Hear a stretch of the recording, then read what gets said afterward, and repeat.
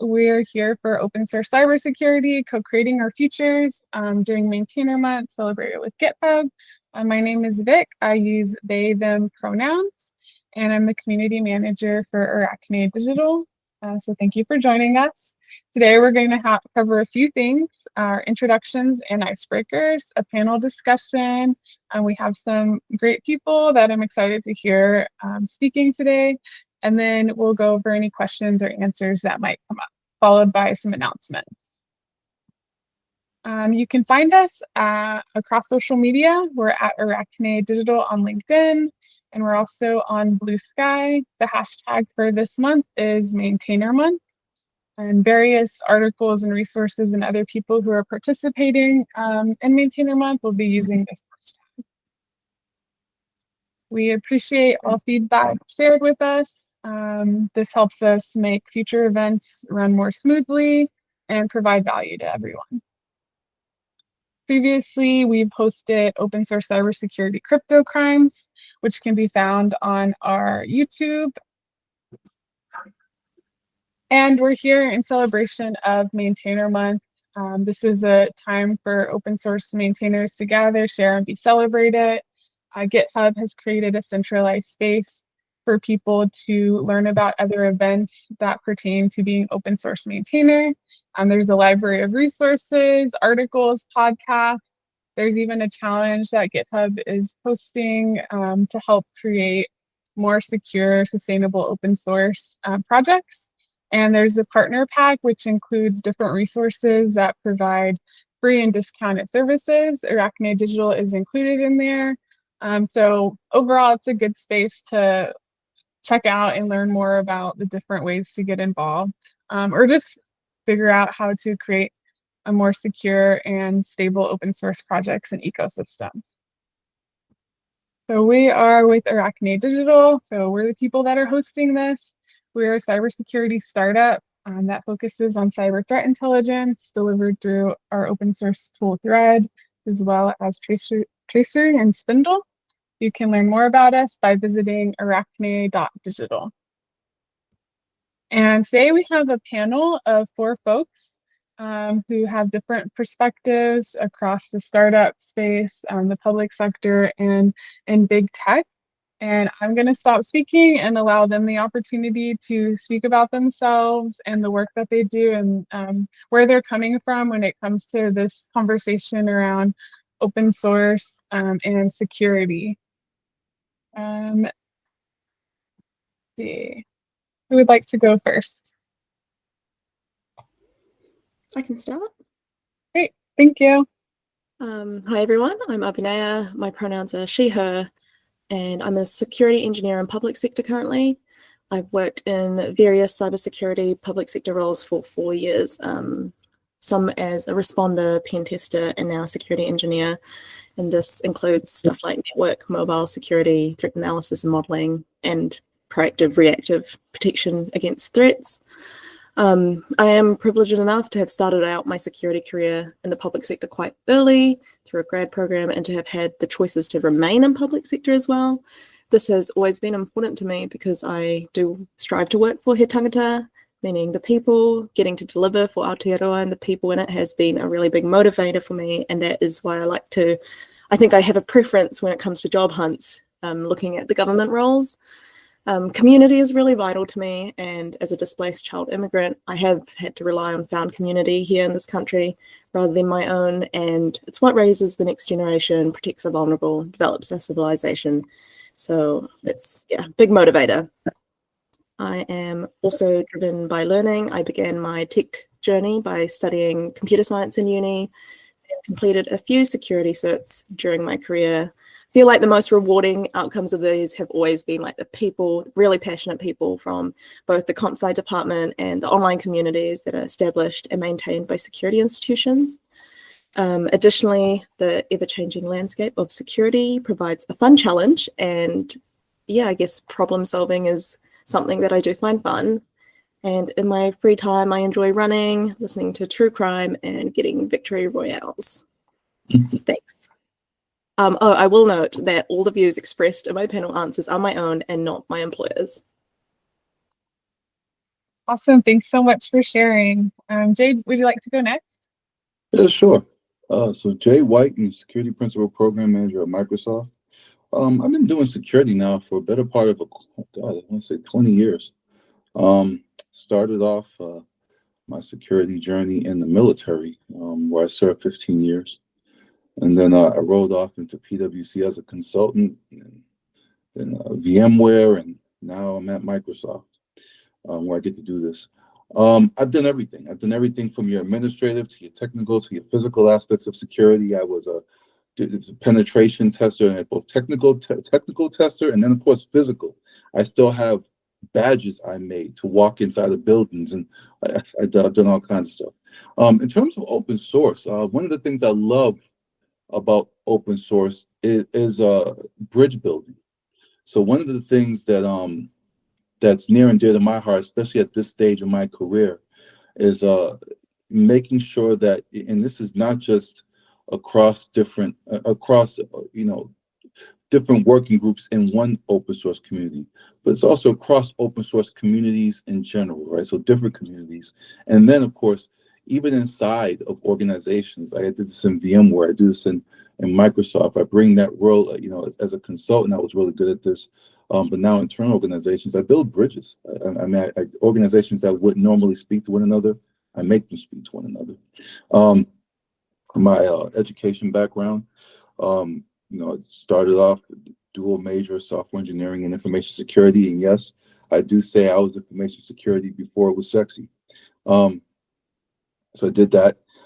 Hold a master's in information security, MBA in IT management, PhD in security, 15 different industry certifications and all that. So well-read, well-practiced.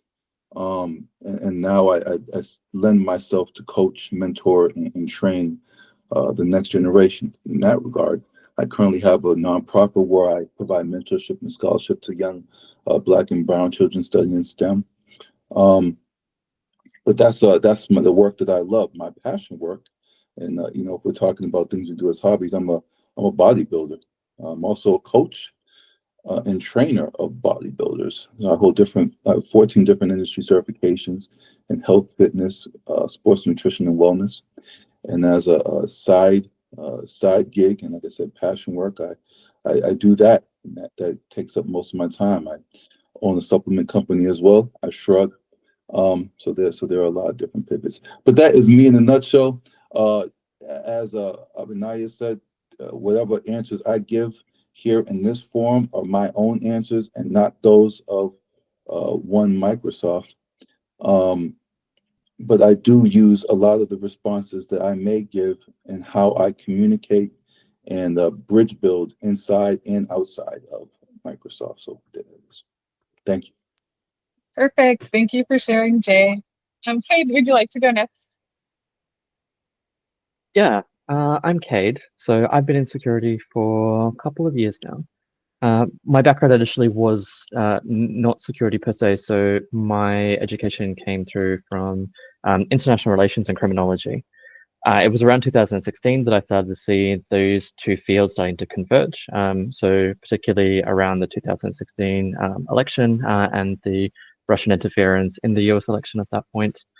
That's when I really started to figure out how do I want to get into these open source spaces? How do I want to get into working in security? Got my first foot in the door as a security consultant, so I moved over to New Zealand. I've done a couple of consultancy jobs. I went into government. I've gone to banks. I've gone then back into consulting. So at that point, having worked in a security operations center for a few years, next up I was managing a security operations center, and now running Arachne Digital. So I approached Janine, and from my SOC experience had seen that there was a bit of a gap as far as how threat intelligence was used. We very much try to promote these ideas around threat-informed defense.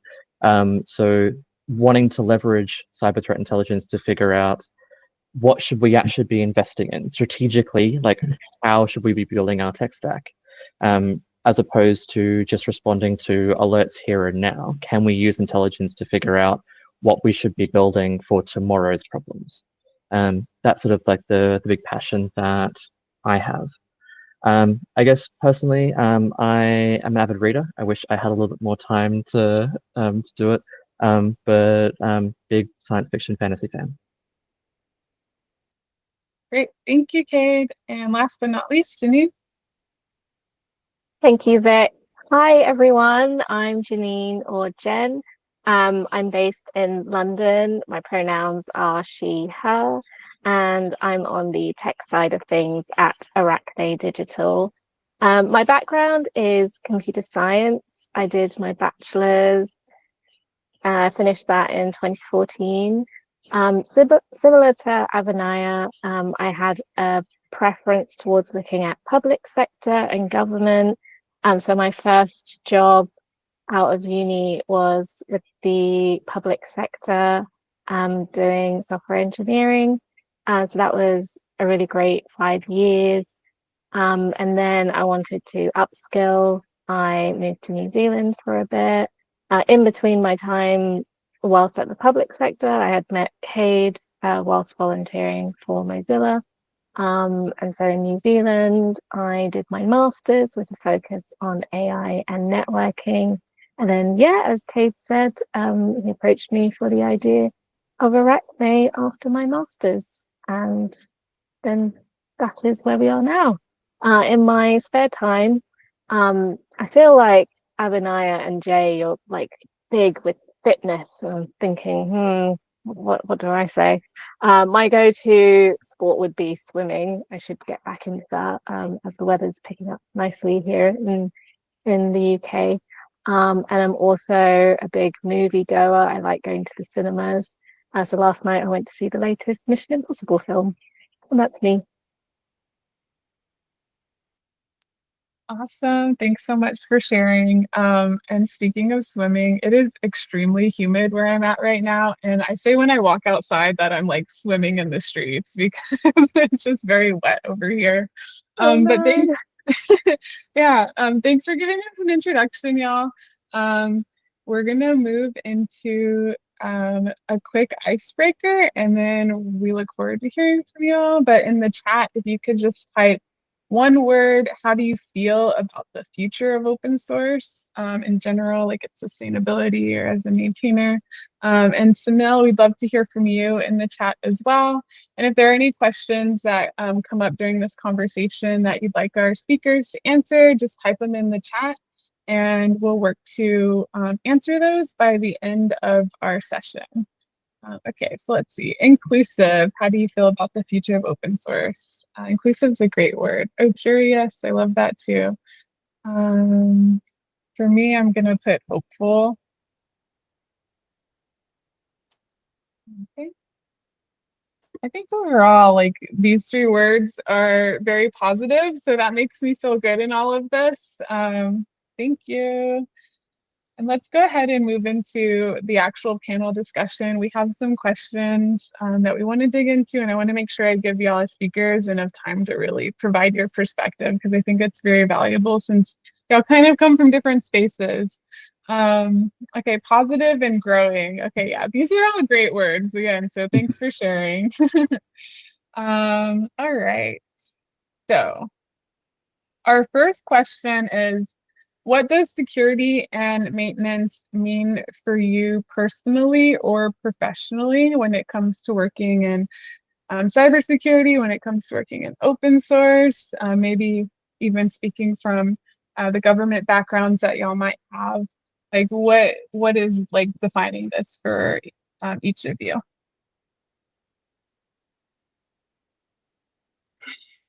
I can go first. So professionally, cybersecurity is new, like it would have been new to me when we started Arachne Digital. So cybersecurity to me professionally is learning about all the hackers and all the groups. And when Cade is like, this happened, Janine, I'm like, oh wow, I'm learning. Personally, maintenance is doing my updates on my laptop, on my phone. Cybersecurity is on a personal level being like, oh, the prince from across the world has said I get £1 million. just thinking about like personal threats and like learning from experiences from myself or my family and friends, thinking of like, oh wow, that website was really convincing as that shop, but it's not. So just how it affects my day-to-day life. So that's me. Yeah, so I'll say professionally, um, you know, I'm one of the few purists. So one of the things I see today that's the most exciting for me uh, is the foundational conversation that security is a business function, not a technology function. And one of the things that I find exciting today is almost how you know you could really draw a solid line between security, privacy, and compliance years ago. And today, that line is getting more and more and more and more blurry, right? Um, Not saying that the three aren't still nuanced. What I'm saying is that when you're thinking about the efficiency of controls and the way that you apply them, people's pocketbooks are really tight. So you really do have to think about, well, what's in the best interest of the business today? How do you keep business transactions moving smoothly, and then how do you maintain productivity, even though you got all these controls you need to meet to satisfy all these regulatory requirements, right? And so I said a lot right there in that one little phrase, right? Security controls in order to meet regulatory requirements, right? So for me professionally, it means job security. It means job security. It's still a labor of love. It now means getting thanked. Back in the day, security was a thankless job. You were the no person in the room, and nobody really wanted to talk to you, up to and including everybody in the C-suite. They didn't. When you came into the room, it was like a dark cloud came over, because that means that they'd get said no to about something, or they'd have to find some type of an exception to the rule. Now you're welcomed with open arms. There's thank yous all over the place. People really want to hear what you have to say. Personally, so to give a personal element, I really do security the way that I do my life. Backing into car spaces, for instance, right? What's the mitigating? What are you mitigating when you do that? When I back into my garage, making sure that the area that I'm backing into is free of debris, or it's organized in such a way that I can still get to certain things that I need. Organizing things in such a way that you can get to the things that you absolutely need. And then and then of course you go through a process of what are your crown jewels? What are the things that you absolutely have to have right now versus the things that maybe you can wait a minute on. So that's that. So when it comes to personally, thinking about security and thinking about maintenance, and I mentioned some things maintenance-wise there, hygiene, right? So thinking about security hygiene, thinking about your security posture and the hygiene of that posture, right? All those kind of things. So that's my short take on security and maintenance from a professional and personal standpoint.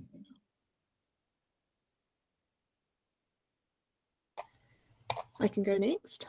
I think what security and maintenance means to me, like being thorough and making sure there aren't big gaps, and I guess not just in technical security, but in the processes that gets like a good team going and get good security posture. Like I think what I've seen across my shorter career is kind of big gaps in hiring practices and ensuring that employees are not burnt out, and that maybe the right incentives aren't there to incentivize research and looking at stuff that hasn't been looked at before.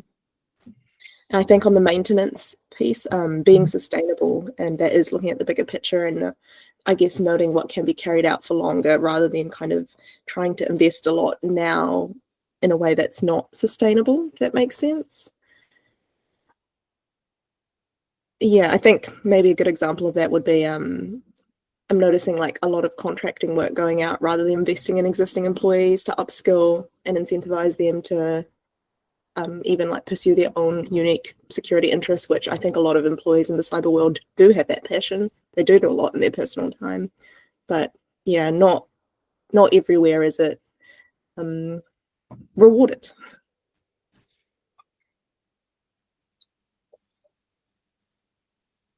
Those are my thoughts. I'll go briefly. So I guess looking at what Jen said as far as like security can be something quite personal to you. It can be like the phishing emails that you're getting in your inbox. It can be like the scams that we're receiving.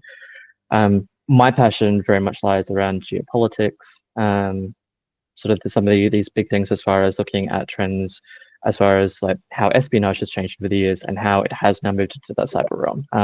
So I kind of like those big things. But security is those big things, and security is those small things. Like security is everything in between. Security is a very, very broad church, and it has like many facets to it.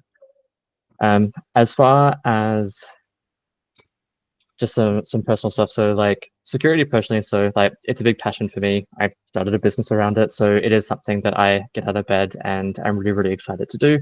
I like the idea that through either like the work that people can do in their day jobs, through to if they do start their own business, that we can make a difference against people that are either coming from a criminal ecosystem that are trying to just take advantage of others, or that through a lens of nation state geopolitics are like trying to advance their national interests, and those national interests may not necessarily be conducive to our personal interests, particularly if we are like not from that particular nation. Professionally, like I do see security like it's a passion, but it's also a job. So it is a little bit of a slog as far as like Jay was talking about, like business is starting to change. Like security is now being seen as a business driver. Security is not just hopefully seen as just a black hole, that it's a cost center. Security is now something that enables you. Security is something that prevents downtime. Security is something that enhances your customer like brand reputation, that kind of stuff. So I'm happy to sort of see that things are starting to change in that respect. Awesome. Thanks for sharing. Yeah, I really like how there's like the metaphor of security now being a driver, and then Jay, you're like, okay, but how do we park? And Abhinaya, how you mentioned kind of like investing more in people that are already doing the work, and Kate and Jen, how y'all kind of went from like, oh, the personal of like hacking like or phishing attempts versus like, oh, like huge maybe international or national threats that are going on. Because there's so many different levels to security and like what being secure is. So I think y'all all touched really well on like those different nuances. And kind of to build off of that, the next question that we want to explore is how might government institutions or public sector actors meaningfully support open source and open source security? People who are investing or creating resources that we use in order to stay secure in the cyberspace without compromising on community values like autonomy and decentralization. And earlier, Jen and I had a conversation about, what does autonomy and decentralization like look like? And that's basically less of a top-down approach on like, this is what we need to be doing, and more of like, resources or ideas coming up from the community, and then us figuring out how best to support those. So yeah, I'd love to hear y'all's different perspectives on this in particular. Well, so here, I'm not sure what happens in New Zealand or London, but I do know here they have what's called the ISACs.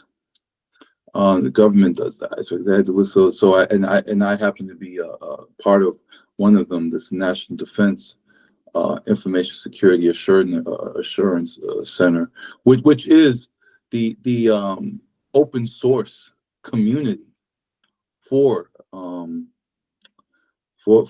the government here, and that's where you'll see a convergence of companies who have an interest in the requirements around contracting, and then how open source can aid, or how different publications can be developed with the help of an open source community. So you'll see a lot of stuff here. You'll see a lot of solicitation for requests for comments from NIST, for instance, here, where NIST will be publishing doing a publication, or wants to get into standard, publishing a standard, and then they'll do a request for comment amongst the community. Hey, take a look at this. Tell us what you think, right? So there is a lot of support here for the open source community in general, but that's from a publication from a standard process. When it comes to tools, however, there really is a hands-off approach here, save for a company that has a good contract getting their hands on open source. But then, of course, with the onset of SBOMs and the vulnerability analysis that it's supposed to be done in SBOMs, this is CRA stuff right here. And then, of course, the Cyber EO here in the States has something similar as well. You find that there's a lot more now reliance on what happens in the open source community from a dependency perspective. So it's very nuanced. But when it comes to government institutions and public sectors and the meaningful support, I think continue to do what they're doing. Also, continue to do what they're doing without. So the compromise is not in the community values. The compromise is now conflict of interest. So without compromising conflict of interest, there's only so much that a federal organization can do in the way of supporting one community or another before it becomes an issue of making a king out of said community. So I think if we flip the script, open source community does what they can in order to facilitate, the production of standards, tools, or whatever it is that may support what happens, or the products or services, downstream product services that are being used by the by government entities. I think that's the mindset and the focus. I might have that a little backwards a little bit, and whoever watches this video may decide to reach out and correct my behind later, which is okay. But that's what the view is as I read this question here. That's how I flip the question around in my head. So yeah.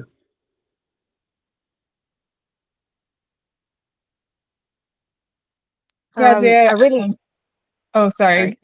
Jenny, I'll let you go next. But yeah, I do just want to acknowledge, you and I are the ones that are from the US, and out of both of us, you definitely have more experience in this space. So appreciate the response. And yeah, Jen, do you want to jump in?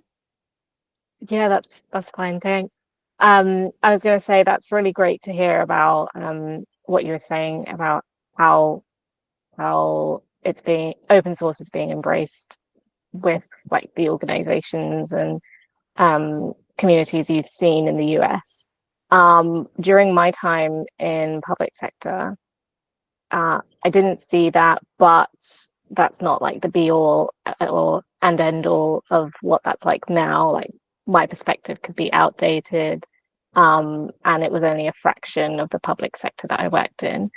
So answering the question for what I think it could look like, I think of when I was starting out in open source, I looked into, okay, what interests me, and what companies do I want to see more of their work. So I often find that like I might look up, okay, the big names and see what their GitHub, what their repos are like. I briefly like contributed to a Mozilla C repo because it was security based and I wanted to learn more about security and that particular like functionality they were doing. So going with that, I think I've seen for some UK government bodies here, they do have like GitHub pages. And it could just be a marketing thing. Like not a lot of people know that happens. So just encouraging people to take part in their open source repos that they have. And then those people running those repos, that's their way of supporting them, if that kind of makes sense.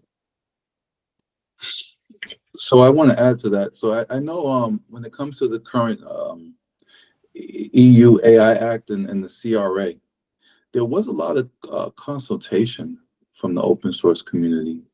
The UK government and the EU in general, it reached out to a couple of foundations. I want to say they reached out to the Linux Foundation and reached out to the Eclipse Foundation as sort of getting feedback regarding the nature of both of those regulatory both of those regulations and the regulation requirements therein.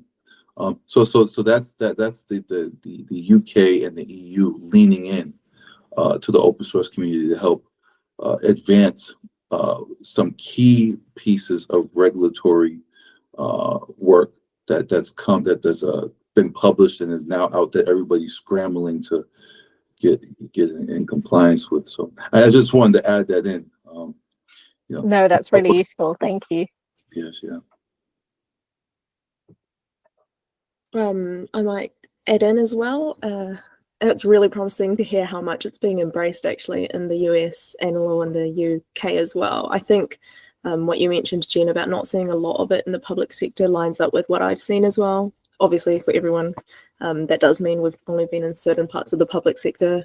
There are probably some parts that are pretty good at, I guess, exploring it or embracing it, but I haven't seen too much of that. And I do think that public sector and open source probably has a lot more in common, and funding and collaborating between the two would be a good thing for both. But oh gosh, I lost my train of thought. I did want to note as well, like I found, so most of my career so far has been in the defense space, working under a clearance and all that. But I found that the culture there was very anti-collaboration. I think because information is so siloed, keeping it so protected, even being part of groups like, I do know ISAC has, I think, a little bit of a presence in New Zealand. Even being part of the local cyber groups and working on that collaboration and knowing what type of open source footprint we have in Wellington was a little difficult in those roles when it is so discouraged to put yourself out there, to attach your name to your work and all that. But I am seeing, and in where I am now, I'm still in core government, but not in a clearance area now. Especially with the right leadership, they're definitely realizing that there is a lot to be gained from collaborating with, open source projects, and hopefully we do see a bit more of that. I think it would really align both the goals of community focus and transparency to the public. Yeah, building off Abinai's points, like I think in New Zealand we have a strong drive around looking at how can we basically like do governance better, like how can we have more civic engagement. We have a very particular history in this country around the Treaty of Waitangi, around Māori, and there is at least in certain sections, like there is a strong desire to look at like how is there learnings we can take from Indigenous knowledge, what are the pieces that we can make sure are making sure that we have a more inclusive both technical space and just civic space, just given that New Zealand has, like many countries, a very particular colonial history that we do not want to repeat. So it is nice to see that there is like some elements that we are like trying to sort of bring into those spaces.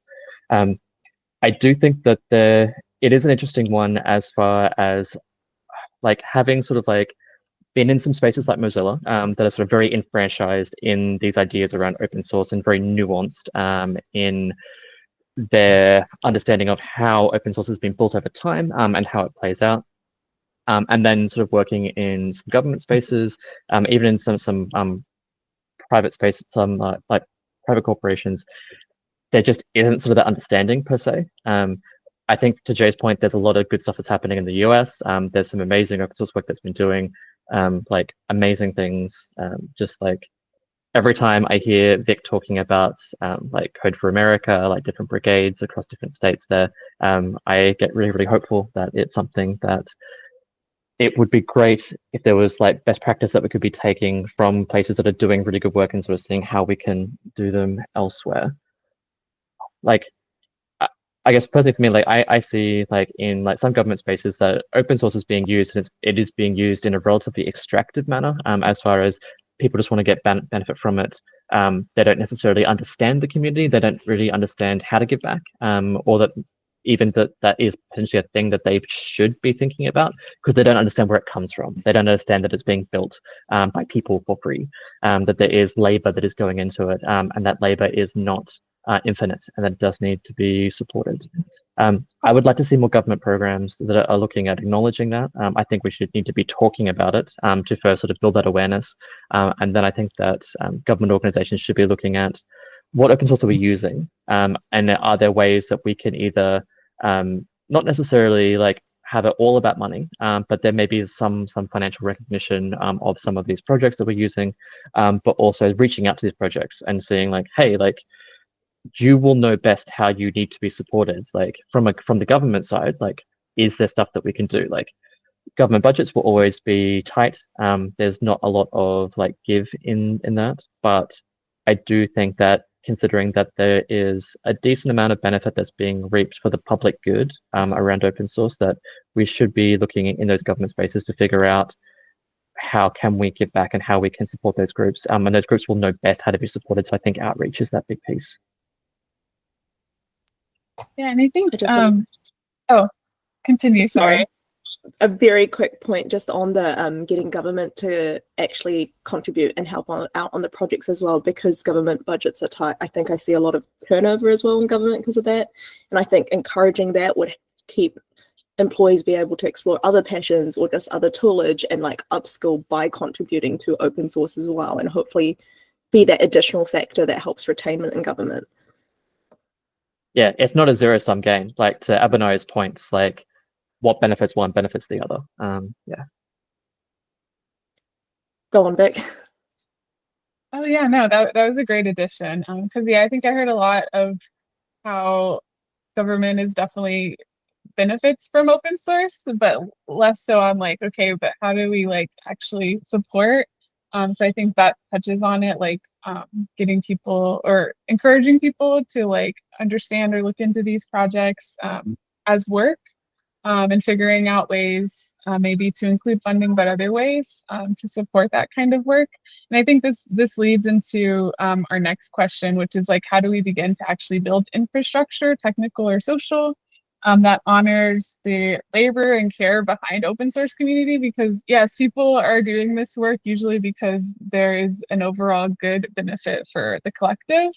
But there's still resources that are needed. You know, people need computers, internet access, actual like man hours, and even just like a social network of others who care about this kind of work in order to continue to maintain it. So I'm curious to hear from y'all, you know, how might we build infrastructures that support continued maintenance of open source work? But this is a very this question is very this is a hard question. It's a hard question because open source is still all voluntary. And although open source, you know, back in the day, it was just something cool somebody did in a room, and you know, people did a lot of cool stuff and stuff, made stuff available and use it or not. And it was like the Wild Wild West. You put some stuff in there, you don't know what it's doing, nobody maintains. But today, open source is a huge business driver. Help people. I mean, well, you're talking about, you know, your business here, Arachne, but there are a lot of organizations that have built business specifically around open source tool development. And it still baffles the mind how they're able to monetize those businesses, but they're doing it nonetheless, right? So when it says, build infrastructure, technical or social that honors, now there is I just said it, there's a passion for this work. And at the same time now, it's a business driver. So I think this is a hard question to ask, because I think you have to be very careful now with an opinion on what to do, on how to help a maintainer. Either do you help them with their passion work, right? Or do you help them build a business, right? So that those are the two questions. Both of those questions look the same on their face, but one settles on, no, they're doing they want to do something great for the good of mankind, and if we have the resources, maybe we donate some resources to help them do something for the good of mankind. The second part is, do we invest in their business, which is a totally different conversation with a totally different set of parameters and a totally different set of requirements that you need to then settle on before you decide to invest in someone's business. Those are not the same questions that when you're donating and supporting someone's passion. They look the same, but they're very different. So when I think about this question, I say, whew, this question is a hard one, because it's not the same playground that it used to be, right? So that's my 2 cents on that when it comes to answering this question. It's very hard for those two different reasons.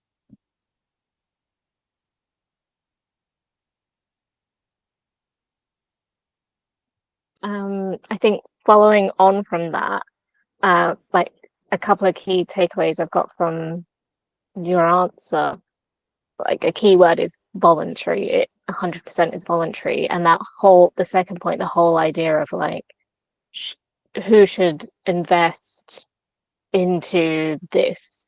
And I think I was fortunate in my previous role in public sector, where we had one point in my time there, we had a change in a senior leader who said, for the engineers, we're going to give you 10% learning time. So in your week, you're going to get like paid 10% of your calendar. You get to do what you want, as long as it's like expanding your technical knowledge or something like that.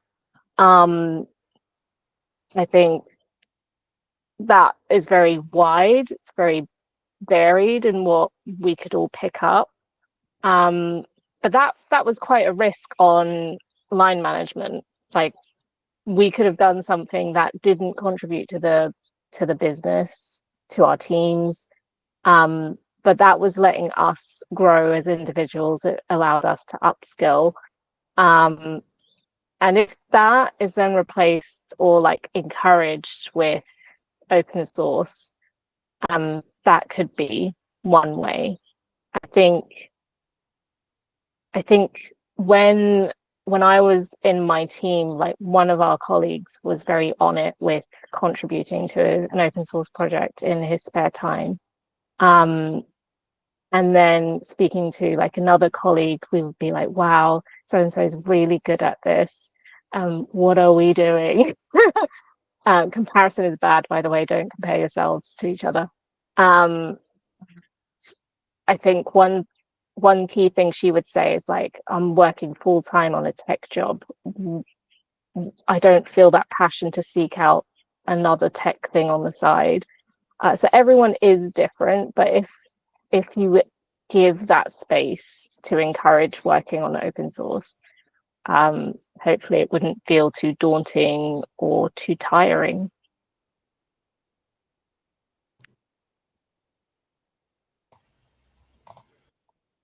That is a good point. I do feel like the passion of everyone in it obviously drives it. And yes, I think ideally in a utopia would want to throw money at them, but otherwise I guess we've got to rely on recognition, helping people actually build on their passions and have that space, like that time during their working hours to be able to build on that. And also, I guess, like, an encouragement to also prioritize their mental health and their ability to keep going if they are doing 2 basically jobs at a time.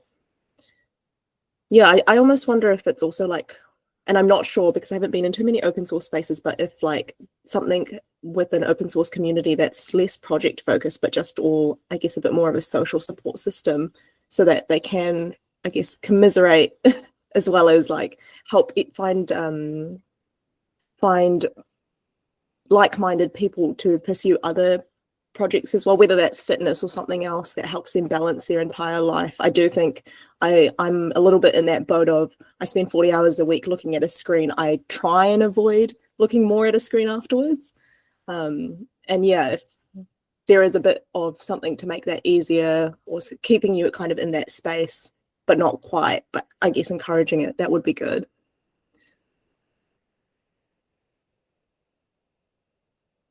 Yeah, I think to Jason's point, this is a very sort of difficult like issue to actually address. I've been thinking about this for a while. Like, I have had lots of conversations with people around this. I had a conversation a while back with someone where I was talking to them about the plans that we were trying to look at with Arachne Digital. One of the comments they made was that once you start paying people for this kind of work, it immediately starts to devalue it because it immediately starts to couple a monetary value with passion, which is not necessarily something that is conducive for that passion to continue.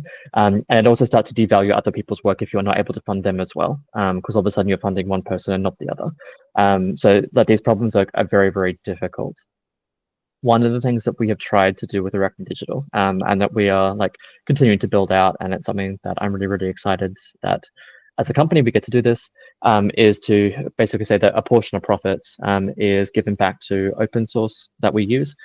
So we keep a list of the different projects that we either benefit from, use directly, and the idea is that we will be giving back. And there's different ways that we can look at giving back. We can be donating developer time. We can be giving funds where we do have the funds to do that. I think there's a big piece around actually approaching these groups and actually asking them, hey, what do you need? Because you will know best. Do you need money? Do you need someone to help with your pull requests on a technical side? To Abinaya's point, do you need a social network? Like, can we connect you in with people that can like give you that community so that you aren't feeling as burnt out, and you can basically sort of have that emotional support. I do think that a lot of those soft skills are often missing in these hard technical spaces. We often just think of it as like open source is just code that is sitting online, but it's actually like human beings that need social relationships that have sort of put in the work to do it. It is a very, very, very difficult thing. It's something that, yeah, we're trying to popularize a business model around saying, hey, you can run a profitable business and you can start to give back. So that's something that Arachne Digital is trying to do to sort of make some inroads around this. But yeah, I think sort of we just need to start talking about it. We need to say that, hey, there's a lot of invisible labor that goes on in these spaces. Recognize that, and once we can normalize that idea, then we can start to look at like in a wider context, from government, from the private sector, from all these different places, as far as like, cool, okay, we now acknowledge this as this thing, and we know we should be doing something about it. What do we actually start to do about it? Let's actually have that conversation in earnest. Awesome, thanks, y'all. And I definitely want to echo what Jay said about this being a hard question, but kind of the through line I heard through the different responses is that social aspect of like socializing, like what is open source, what is the work that's put into it, how do we honor, celebrate, or showcase the people that are doing the work, and create networks of community to continue to support and have these conversations. Because it's a hard question, I think it's something that gets easier as we connect more people and communities together to come up with shared solutions. And that's partially why we're here in this panel and celebrating Maintainer Month. So one more question, and we don't have a lot of time, so you could try to be succinct in your answers. That would be appreciated. But as we're closing out, what's one thing you'd like folks watching today or in the future of this recording to do, fund, or rethink after this conversation? And what's something that gives you hope right now when it comes to working in security and supporting open source security and maintainers?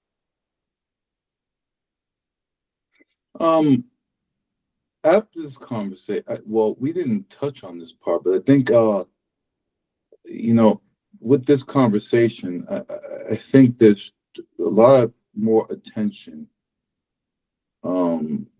should be paid towards towards inclusivity, and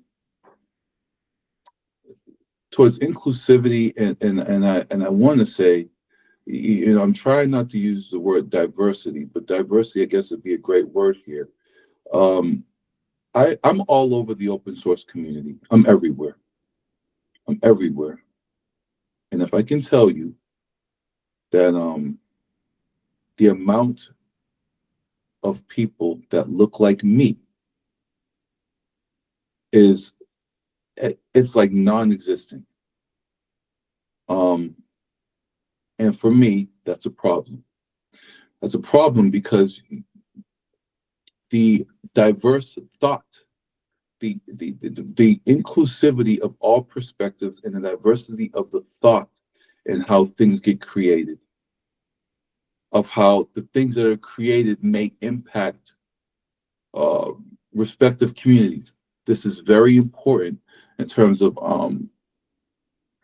AI systems and the way AI systems are developed and deployed today. Open models are a thing now, right? So models, large language, small language models that are getting built today, they're getting built in the open today. And you got to consider the data sets that these models are trained on. And if those data sets, first generative AI systems are being built today, and then, you know, they're required, prompts are required for those, right? But if the data sets that are being used to train these models on aren't being built with everyone in mind, then it'd be very hard for some of our communities where our vernacular may be a little different to actually be able to generate the prompts that will elicit the right responses that for some of the projects and some of the aid and help that they may be looking for. So I will say, if there's one thing to take from the conversation today, especially when you look at the panel here, people that are talking, is just how important it is for inclusivity of thought and the diversity of perspectives. Yeah.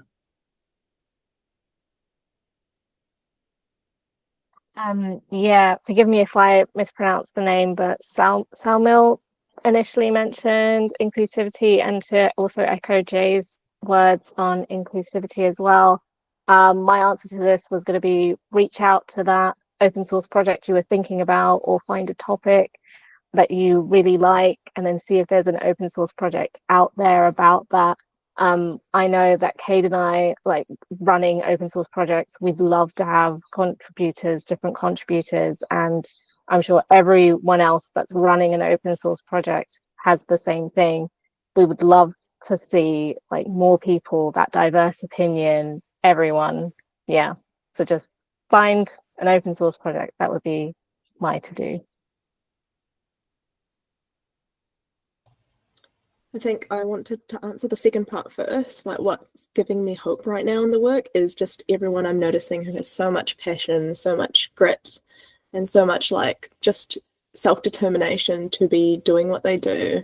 And I think because of that, the one thing I'd like people to do is, I guess, recognize those people around them who do have that side project or that passion that they're contributing to the world with, like just being able to make their findings public or helping out whatever way they can, and just, I guess, even like a yay, I see that.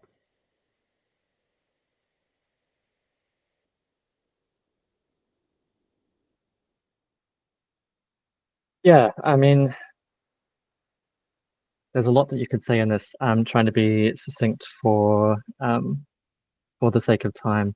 So I was actually at a book launch of Cory Doctorow recently, and I asked him a question around like how do we actually sort of get like meaningful improvements in these spaces and stuff. And his response actually really resonated with me, so I'll echo it here. It was building coalition. So to Jay's point, like we don't see a huge amount of diversity in some of these tech spaces. That is a problem that does need to change. Like to points that both Jen and Abinaya have made, like this is very much about like how are we in this for the long haul? Like how do we like build communities? How do we ensure that like people need to have like grit and determination to continue, but like how do we make sure that they don't have to get into those positions where they have to sort of like rely on these personal reserves? Like how can we support them better? And I think it's about building coalition. I think if you can find people around you, if you can start to build like new connections, reach out to people online, to Jen's point, like reach out to open source groups, even if it's not necessarily to specifically to contribute like code or more social skills as far as like project management and that kind of stuff, even if it's just to start building connections and start to get new perspectives and start to meet new people. I think if we have those groups around us, that's how we can go further. Like if you want to go fast, go alone. If you want to go a long distance, you go with a group. And this is a very long-term thing we have to be playing to. So find people, yeah, try to band together, and then collectively we can figure out what the best steps are moving forward. But yeah, find your people is the first step. Awesome. Thank you everyone for sharing. I'm definitely echoing the need for inclusive groups and conversations and like building coalition and social networks and just like time and space to even have these kinds of conversations, I think is important if we're going to advance open source and especially what it means being secure in these spaces. So I really appreciate all of y'all's responses. We are already over the hour. So I don't know, Samil, if you have any questions or anything you want to drop in really quick before we close out. But if not, I'm going to move us forward into some final announcements as we end. So announcements. So thank you for joining us today. Sharing your feedback is extremely important for us to do better, be better. So Samil, I know you're still in here. Thank you for stopping by. I also invite the panelists as well. If y'all would like to leave feedback, you can send that to me personally or share it in the Jot forum. Also, next week, we're going to have our onboarding session, open source cybersecurity contributor onboarding. This is where we speak specifically about the work we're doing at Arachne Digital with our project, Thread Tracery and Spindle. You can hear about some updates, talk with the team, ask questions, and we can continue the conversation on Slack. So we have our Slack channel. We post our events in there, articles, news related to open source and cybersecurity, other stuff in random. It's kind of just a social space for us to stay connected on all things related to, yes, Arachne Digital, but also the broader open source cybersecurity community. So if you'd like to join us there and say hello, I'm going to drop the link in our chat. You'll also receive a follow-up message that has this as well. So thank you so much for joining us for this conversation. The recording will be up on YouTube. And again, we invite you to continue to check out all things related to Maintainer Month and join us next time on our future calls. So I'm going to close the call now, but thanks so much for joining. Thank you Thank all. you, Vic. Thanks, everyone. Thanks, everyone. Bye.